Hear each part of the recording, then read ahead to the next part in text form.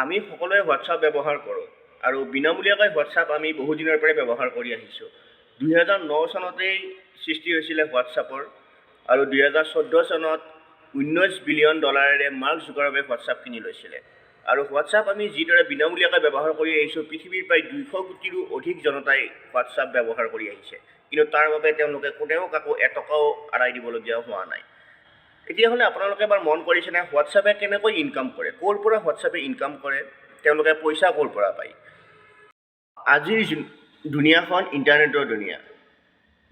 ইণ্টাৰনেটৰ জৰিয়তে বহুতো মানুহক একত্ৰিত কৰি ৰাখিছে ইণ্টাৰনেটে। আৰু সেই হোৱাটছআপেও এই পৃথিৱীৰ 200 কোটিৰো অধিক মানুহক একত্ৰিত কৰি ৰাখিছে। গতিকে আজিকালি হোৱাটছআপত আপোনালোকে বিনামূলীয়াকৈ যদিও হোৱাটছআপ ব্যৱহাৰ কৰে, কিন্তু এটা এপ আছে হোৱাটছআপ বিজনেছ, যিটো নেকি ব্যৱসায়ীসকলে ব্যৱহাৰ কৰে হোৱাটছআপৰ জৰিয়তে। সেই হোৱাটছআপ বিজনেছ এপৰ জৰিয়তে হোৱাটছআপে ইনকাম কৰে। ছাপ'জ আপুনি হোৱাটছআপ বিজনেছত কিছুমান প্ৰিমিয়াম ল'ব পাৰে হোৱাটছআপ অথৰিটিৰ পৰা ইত্যাদি। তাৰপিছতো আপোনালোকে হোৱাটছআপত কেতিয়াবা কিছুমান এডভাৰটাইজমেণ্ট দেখিবলৈ পায়। মানে ডিৰেক্টলি এডভাৰটাইজমেণ্ট নহয়, ছাপ'জ আপোনাক কোনো কোম্পানীয়ে তেওঁলোকৰ অফাৰসমূহ জনাই আপোনাক SMS কৰিব পাৰে, হোৱাটছআপ SMS।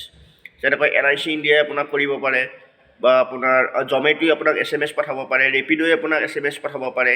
এই যে SMSবোৰ পঠায়, সেই কোম্পানীবোৰে হোৱাটছআপক এটা হিউজ এমাউণ্ট পে' কৰিবলগীয়া হয়, যাৰ ফলত হোৱাটছআপে সাধাৰণ মানুহৰ মোবাইলত এই SMSবোৰ পঠায় আৰু তেনেকৈ হোৱাটছআপে উপাৰ্জন কৰে।